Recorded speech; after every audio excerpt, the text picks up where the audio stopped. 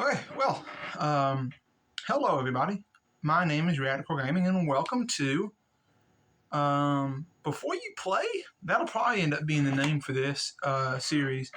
But the goal of this series is to teach you, not to teach you, that sounds really condescending, but just to tell you my opinions on mobile games, whether I think you ought to play them, might not, whether they're worth playing. This is really bad lighting. I got to figure out a better lighting solution than this. Maybe try turning this a little bit. Is that any better? Not really. But yes, the whole goal of this series is just I'm going to show you a mobile game. I'm going to try and find like mobile games that are in beta, or mobile games that maybe not a lot of people have played, and just give an honest review, show some gameplay, some of the features, just kind of, give you a rundown on what it is. Now, today's game is Earn to Die Rogue, I think. Sure. Hold on. Let me check. Okay, yes. So that is the name of the game. There's been a 2-day disconnect here from when I recorded the footage and when I'm recording this now. But the game is called Earn to Die Rogue. It is in beta. The game is based around, well, you'd think driving because it's an Earn to Die game, but there's a lot of roguelike mechanics in it as well. Except there's also kind of not. Let me think of a good way to explain it. So, it's got the correct roguelike elements. The levels change some. They have different layouts, different enemies. I think the bosses stay the same. They might not. But on my run-throughs, the bosses seem to stay the same. But it's overall a good game. And I'm going to overlay some footage here in a minute of the game and just some thoughts on the game itself, And it wasn't bad by any means. It was a pretty decent game. A little bit of a resource hog, but I also have a bit of an older phone, so that may, be a takeaway from it. Crashed my recording a lot, which is why I say it was a hog on resources, because it's sucking up what my video player would normally, or my video recorder would normally be using as well. But in saying all that, let's get into some footage, and let me show you all some footage. That's probably what you're here for. You're here to see the game itself. So give me just 1 second. So the main thing with this game, and I think maybe with gaming in general, is this game has an egregiously long initial startup time, taking like 40-something seconds to start up, and that it honestly isn't terrible. I've played games that have been much worse, but for this one, especially considering the old Earn to Die games, I was not expecting it to have this type of length. And I'm showing you literally the entire thing right now because it is really long. And then of course this is the home screen, and it pops up and it wants you to agree to end user license agreement and all that. And then once you've agreed to that, it finishes loading, and then it actually plays a really dope cutscene that I wasn't expecting from this game.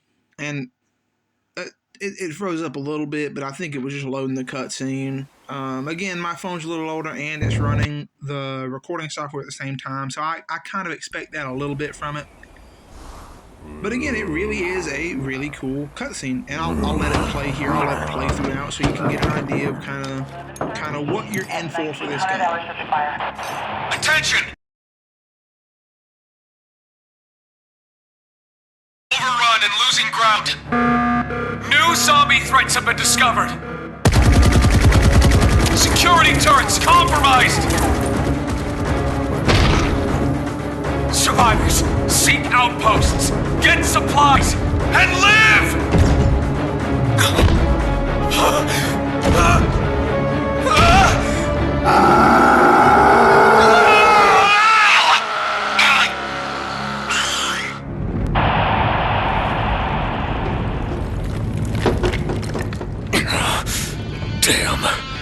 They're everywhere. So yeah, it sends you through a pretty cool cutscene, and then there was a part in which it gets you to race to this location that I'm at now, as you can see on the video. But I tried like 4 different times to get my recording software to capture that portion, and it didn't. The recording software crashed every single time. I don't know if that was between it trying to load so many things at once on the game, or if it was a phone problem or it was a game problem. I don't know. I can't say. I'm not familiar enough with any of this software to give a final verdict on that. But the driving in this game is pretty good, and I'll show off the driving a little bit more later on in the video. But now I think it's a good time for you to see the way the roguelike element of this game plays. So the recording here really doesn't do the game much justice, because it looks really choppy, really framey, kind of slow and clunky. And the game really isn't. The game plays really smooth. It feels like at least 60 frames. The game feels really smooth. My recording software just records a little choppily to save on resources. And it does make the game run a little slower while I'm recording too, but that's the trade-off here for trying to record everything natively on the phone as I'm doing things. The game, while not recording, and I played for a good 2 or 3 hours while not recording, just to kind of get some more impressions of the game. It plays very smooth, very good. You'll notice the controls get a little unresponsive every once in a while. And here, let me interrupt. That was a great example of some of the roguelike elements. So every time you level up, you get to choose an ability. That one was a taser, in which you gain a chance to stun people. And then, you go through these dungeons. I'll call it a dungeon. It's really like outposts or something that have pieces of your car or pieces of a car. And you go through and you collect all the pieces of the car, and then you can unlock the car to drive. Now, I'm going to skip ahead here a little bit to some of the bosses and just kind of show off to you, because the combat's kind of the same through and through, but the bosses are pretty neat, and I did enjoy them. They were fun boss fights.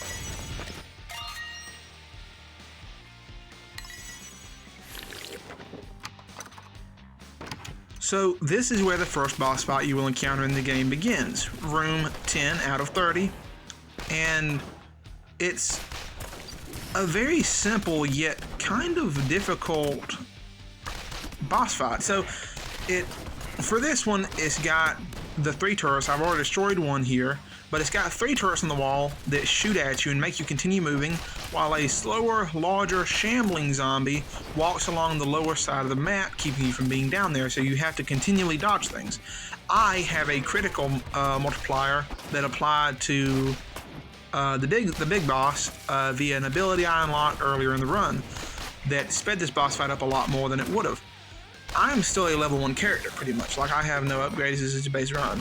But the game still plays very well, very smooth. The game was definitely designed to let you experience this early on, and it doesn't feel too terrible. Now, the same can't be said on some of the later bosses. They do definitely get increasingly more difficult, but I do enjoy the way the boss fights are made. The final bosses of Outpost are really cool, really neat. I fought 2 of them. I think I only recorded 1 of them because I couldn't. My recording software kept crashing on the other one, but it really is neat. And I'll skip to some more boss fights here in a second. But for now, I just want to mention. I interrupted myself earlier, but you'll notice that during my recordings, it seems like some of the controls become unresponsive. That is my recording software doing that, not the game itself. The game's controls are very good. They're not bad. The recording software chugs my phone a little bit, and so sometimes the game won't completely respond to what I'm doing. I think my run here gets ended a little soon, and I will actually show you what happens when you die.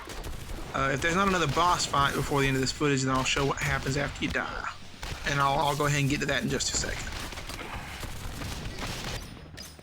So here in just a moment, you'll be able to see me die and get put back to the main menu, where it's actually a pretty streamlined and simple menu. It, of course, has a store like almost all mobile games do nowadays. I died by stomping on a rat or whatever creature that may be. But, you know, it shows you little rewards. I made a little bit of money, got some blueprints, and then it boots you back to the main, like, hub of the game. You've got a home tab, you've got like a skill upgrade tab, the store, and then your car on the bottom. And here in the skill tree, you can upgrade your abilities. You can make yourself progressively stronger and better. And I upgraded some damage, health, and I think blocking a good bit before I run out of money. I run out of money very fast there, actually, because it gets progressively more expensive. You get rewards for the first time you defeat a boss, which is pretty nice. It nets you some decent things. The gold is a premium currency you can pay real money for, but it seems like in the time I played, it also seemed like you could earn it through playing. There's a gear system in this game where you continually level up your gear and yourself in turn, which is pretty neat, pretty cool, and it doesn't incentivize paying to win necessarily. And I say necessarily mostly because there is, in fact, a store in this game where you can spend real life money to jumpstart yourself. Now, you also get a few chances to watch ads to earn currencies, but the game does have a lot of real money options. So, when you begin a run, or I guess level, there's a little truck outside that you can stop by and get a free, initial upgrade from. That also gives you the option to watch an ad to grab another one. I didn't in the entire time I played, so I'm not sure exactly how long the ads are. I didn't watch a single ad the entire time I played. There's also a daily mission system in this game where you can earn up to 3 chests that can give you, I guess, any type of reward. I only got 2 of them throughout the time I played. I didn't complete enough missions to get all 3. But then, combat is just the same old until you get back to a boss fight, which I'll skip forward to here in just a moment. Alright, so coming up here in just a minute is the main final boss fight for the first world, first level, first however you'd like to call it. And I do want to say that it is a very neat boss fight, and I will let it play out in its entirety without me disturbing you all, just so that you can experience what a final boss fight in this game feels like. And it genuinely was a little stressful, and it did take a little bit of time to actually play and beat. But other than that, that's pretty much the whole gameplay loop. I've kind of try not to show too much, but also try to show enough to for you to get a general idea of how the game plays and all that. But here's the boss fight. Let me know what you think about it.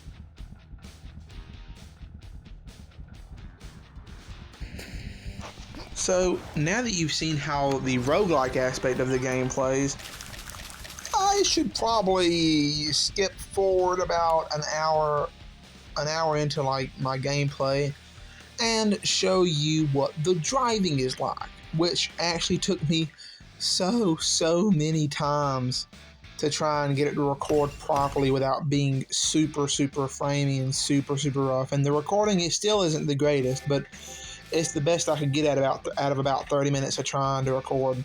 So let me know what y'all think of the driving. I think the driving really sticks to its core as an earn to die game, and it's really not terrible.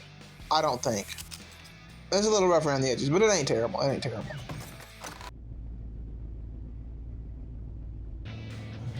So, as you can kind of see, the driving is very much earn to die. It's the same controls, the same scheme, except instead of nothing in the world except the zombies and all, there are cash pickups and scrap pickups. And there's the scrap right there is on the screen. As you see, it's faded out from me picking it up before. But you don't upgrade your car via money anymore. You upgrade it via collecting these scraps. And I can only assume the chests also give you scraps up at the top of the screen, but I never managed to reach one of those points because my car wasn't upgraded enough and I couldn't get any more scraps to get any more upgrades. So I kind of got stuck and didn't really try my best to figure it out. But this is the driving, and then I'll let the driving part play out because it's not the longest. It's about 2 minutes long. This is the end of the driving, but the rest of this clip is about 2 minutes long total. But let me show you the upgrades, because the upgrading mechanic is pretty much the same as your standard earn to die upgrade mechanics. You got your engine, your transmission, your wheels, a gun, like a drive shaft or something. That's a boost. Never mind, my bad. You got weight to keep your car weighted down, or you got a front like ramming device to bust through stuff, and you got your gas tank. And as you can see, I definitely don't have the most optimized build here ever, but it is decent. I enjoyed it. And speaking of enjoying it, my thoughts and opinions on the game will be coming up right after this. But overall, the game is fun. The driving, while it takes a long time to finally get to it, about 2.5 hours of gameplay, depending on how fast you play, is fun. It really is. And that is Earn to Die Rogue. So, overall, my first impression of the game was that it was just an odd direction for the Earn to Die games to kind of switch towards. Now, I hadn't played any of the very recent Earn to Die games. I played like Earn to Die 1, Earn to Die 2, Earn to Die 3. I don't know if there were any past that point before this game, but for me, 1, 2, and 3, I never beat 3. I don't think I beat 1 and 2. I don't think I beat 3. But the jump from the end of 2 to Earn to Die Rogue is a little abrupt. A little jump there, a completely different style of gameplay. But the game ran pretty good 99% of the time, outside of me recording it. The game ran really well. The controls were a little buggy sometimes, both in and out of recording. Sometimes it felt like it would take a small amount of time extra after my button press to register that and perform the action, and that would lead to me taking damage at points in which I really needed to not take damage. Now, it's in beta. I don't know if I said that earlier. The game is in beta, so it's not completely fleshed out yet. At least, hopefully it's not, because the game seems very cut and dry and simple. And that's not necessarily a bad thing. For some games, that is good. Some games just need a simple little, taste to be good. But I feel like this one is bound to just get lost in the sea of roguelike games if it doesn't find a way to differentiate itself. And speaking of differentiating itself, that is where the driving portion of the game comes in. And it's fun. Don't get me wrong, it is very fun. But it kind of sucks. It really does. So, outside of that driving section I showed you just a couple minutes ago, I played the driving part 2 or 3 more times and only earned enough scrap to get one more upgrade. And I barely got any further than I did the past couple times. I don't know if I'm just not doing things wrong or if I just didn't understand the way things were supposed to work, but I felt like I was getting stuck. The progression was getting stuck. And that was kind of hindering my fun with that portion. Now, just as a driving game, it's alright. It doesn't quite live up to its predecessors, but you can't expect it to. You know, the previous games were built around specifically driving. So this game taking a leap in another direction is, of course, not going to be as fine-tuned, even though it's, you know, not really different than anything else they ever put out. I actually don't know what else this company has put out in the past. I don't even know if it's the same company that made all the previous games. It could be a different company that with the IP, using the IP to make this game. Now, the game in general. I'll go ahead and give you a broad rating. 7.5 out of 10. I give it a 7.5 out of 10. Would I suggest you to play it?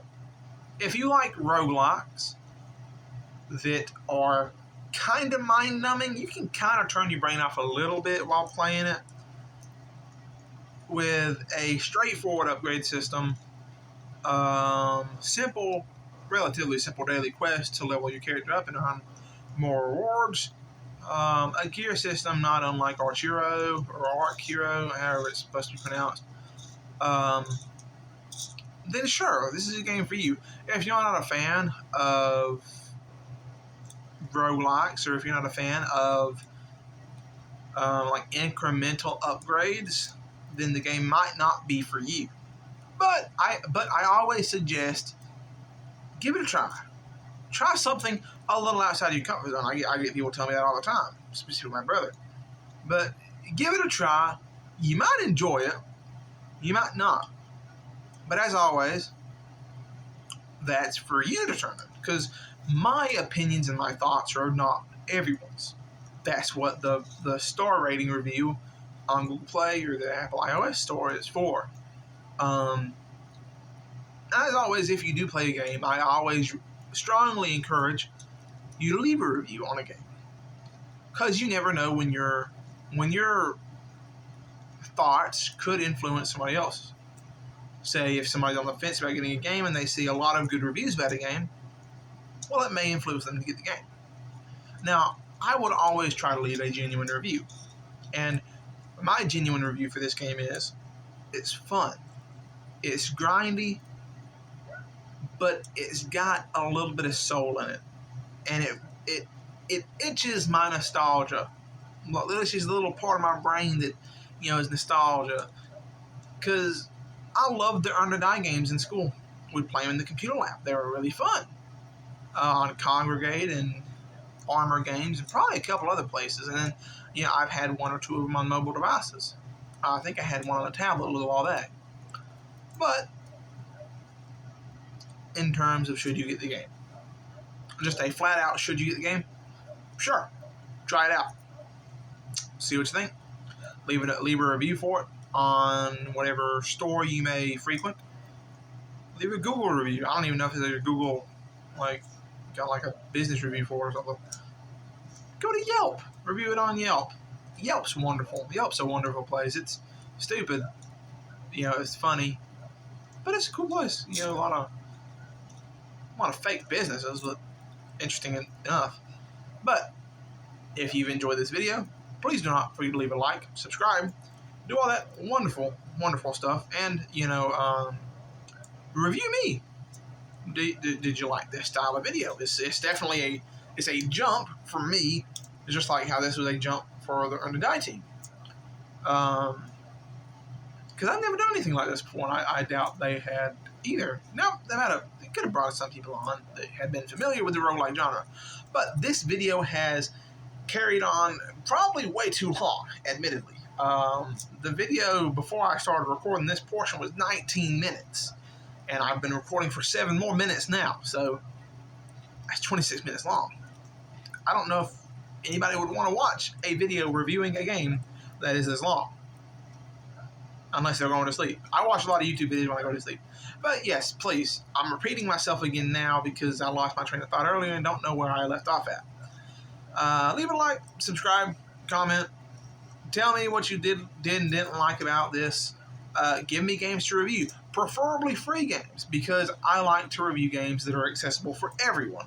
Now, if it's a paid game and it's relatively cheap, you can also suggest that. I may get around to it.